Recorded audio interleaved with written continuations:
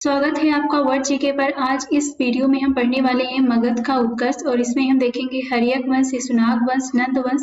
हर्यक वंश में देखेंगे बिंबिसार, अजातशत्रु, उदयन, नगदशक के बारे में, और शिशुनाग वंश में शिशुनाग, कालाशोक, नंदीवर्मन, और नंद वंश में महापद्मनंद और खनानंद के बारे में डिटेल में जानेंगे।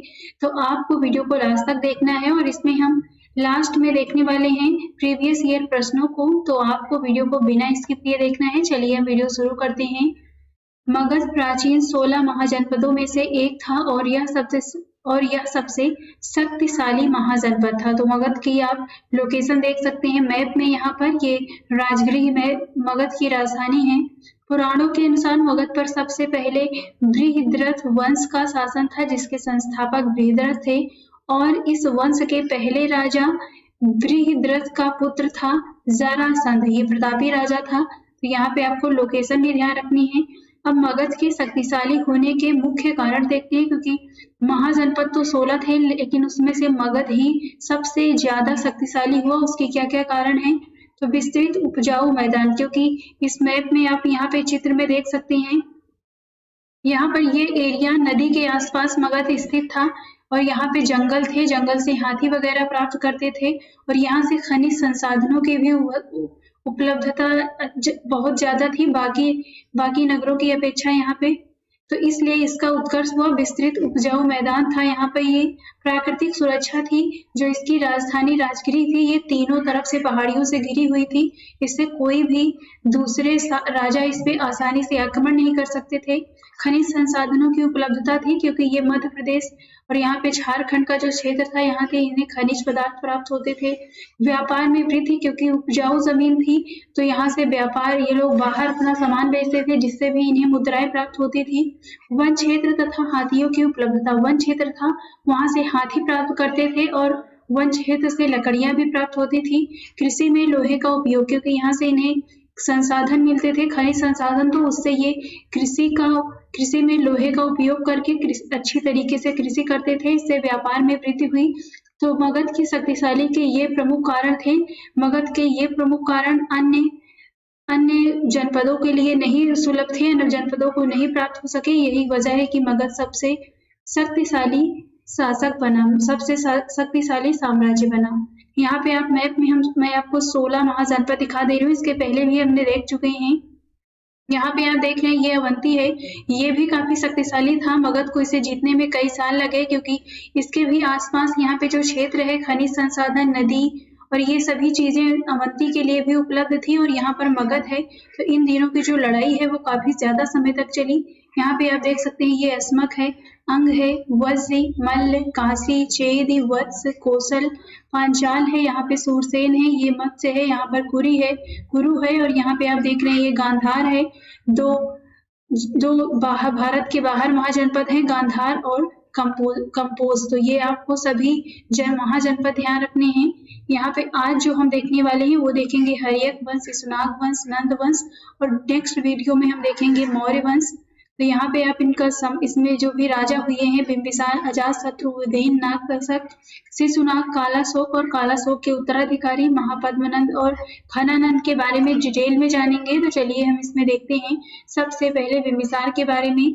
हर्यक वंश का संस्थापक बिंबिसार था। इसने गिरिब्रज, जिसे राजगिरी भी कहते हैं, इसको अपनी राजधानी बनाया। बिंबिसार ने विवाह के माध्यम से अपने साम्राज्य का विस्तार किया। बिंबिसार ने 3 विवाह किए थे। प्रथम विवाह कौशल राज की पुत्री और प्रसेनजीत की बहन महाकोसला देवी से किया था, और इस विवाह से उसे दहेज में काशी प्रांत प्राप्त हुआ था, जहां से उसे काफी धन प्राप्त होता था। दूसरा विवाह चेलना छलना से किया। यह वैशाली की लिच्छवी राजकुमारी थी, जिसने अजातशत्रु को जन्म दिया था, जो नेक्स्ट इसके बाद राजा बनेंगे। तो अजातशत्रु की जो माँ थी वो लिच्छवी राजकुमारी थी। तीसरा विवाह उन्होंने पंजाब के मध्य कुल की राजकुमारी क्षेमा से किया था। तो विवाह के माध्यम से बिंबिसार ने अपने राज्य का विस्तार किया।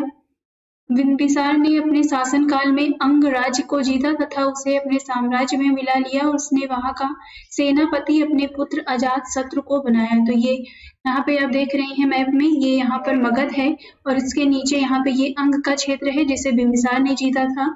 इनके समय अवंती के राजा प्रद्योत, यहाँ पे मैंने ऊपर आपको मैप में दिखाया था, यहाँ पर अवंती है। अवंती के राजा प्रद्योत पांडुरोग यानी पांडुरोग कहते हैं पीलिया रोग को, पांडुरोग से ग्रस्त हो गए। उसे ठीक करने के लिए बिंबिसार ने अपना राज वैद्य जीवक को भेजा था। जीवक के इलाज से प्रद्योत स्वस्थ हो गए थे और प्रद्योत ने बुद्ध का इलाज भी किया था, तो ये भी आपको ध्यान रखना है। नेक्स्ट अब हम देखते हैं अजातशत्रु के बारे में। 492 ईसा पूर्व में बिंबिसार की हत्या करके उसका पुत्र अजातशत्रु शासक बनता है। उसकी मृत्यु के पश्चात अजातशत्रु शासक बना था। इस वंश को पृत्तहंता वंश भी कहते हैं क्योंकि इस वंश में जो पुत्र होता है वो अपने पिता की हत्या करके ही शासक बनता है। अजातशत्रु का अर्थ होता है शत्रुओं का नाश करने वाला, इसे कुड़िक भी कहते हैं अजातशत्रु को। अजातशत्रु ने वैशाली व काशी पर आक्रमण करके उसे मगध में मिला लिया। तो यहाँ आप चित्र में देख सकते हैं, यहाँ पर ये वाराणसी और ये श्रावस्ती है जो कि राजधानी है। अजातशत्रु के काल में ही पहली बौद्ध संगीत हुई थी। तो अजातशत्रु से संबंधित इतनी बातें आपको ध्यान रखनी है। अब हम देखते हैं उदयन के बारे में। अपने पिता की हत्या यानी अजातशत्रु की हत्या करके ये शासक बनता है। इसने गंगा एवं सोन नदी के संगम के समीप एक शहर की स्थापना की जिसका नाम पाटलिपुत्र रखा तथा राजगिरी से बदलकर पाटलिपुत्र को अपनी राजधानी बनाया।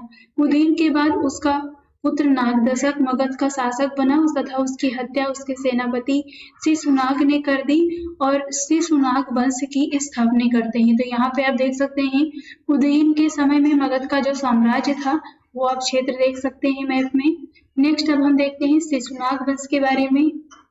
इसके प्रथम शासक हैं शिशुनाग। इस वंश का संस्थापक शिशुनाग था। इसने अपनी राजधानी वैशाली को बनाया। शिशुनाग ने अवंती को जीतकर मगध में मिला लिया। यहाँ पे आप मैप में देख सकते हैं शिशुनाग के समय में जो मगध का क्षेत्र है, विस्तार है, वो काफी ज्यादा हो गया था। कालाशोक अवंती यहाँ पर मध्य प्रदेश में है, ये मैंने ऊपर मैप में आपको दिखाया था। तो वो ये क्योंकि अवंती भी काफी शक्तिशाली था लेकिन इसे शिशुनाग ने जीतकर अपने साम्राज्य में मिलाया। नेक्स्ट राजा है यहाँ के कालाशोक, ये शिशुनाग के पुत्र थे। इसने पुनः राजधानी वैशाली से पाटलिपुत्र स्थानांतरित की। पहले राजधानी राजगिरी थी, उसके बाद पाटलिपुत्र आई, नेक्स्ट उसके बाद वैशाली आई और वैशाली से फिर से पाटलिपुत्र स्थानांतरित कर दिया कालाशोक ने। कालाशोक के समय द्वितीय बौद्ध संगीत का आयोजन किया गया। अंतिम शासक नंदीवर्मन थे। शिशुनाग वंश के अंतिम शासक नंदीवर्मन थे तथा जिनकी मृत्यु के पश्चात महापद्मनंद ने नंद वंश की स्थापना की। तो अब हम देखते हैं इसमें नंद वंश के बारे में। महापद्मनंद नंद वंश का संस्थापक महापद्मनंद था।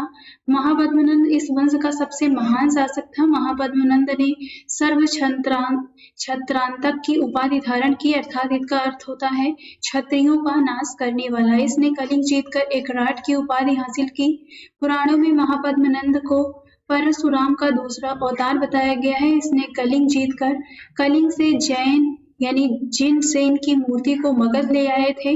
कलिंग में इसने नहर खुदवाया। इसके प्रमाण प्राप्त होते हैं हाथी गुफा किले खारवेल से, तो ये भी ध्यान रखना है।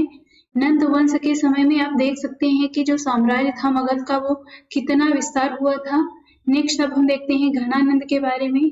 इस वंश का अंतिम संस्थापक घनानंद था। यह बहुत ही क्रूर शासक था। यह शासक सिकंदर के समकालीन था। इसी के समय 326 ईसा पूर्व में मैसिडोनिया के शासक सिकंदर पश्चिमोत्तर भारत पर आक्रमण किया था। इसने अपने दरबार से चाणक्य का अपमान करके निकाल दिया, जिस कारण चाणक्य ने अपने प्रिय शिष्य चंद्रगुप्त मौर्य के सहयोग से घनानंद पर आक्रमण करके उसे पराजित किया और उसके बाद मौर्य वंश की स्थापना करते हैं। तो नंद वंश के बारे में आज यहाँ पर हमने पढ़ा। नेक्स्ट वीडियो में हम पढ़ेंगे मौर्य वंश के बारे में।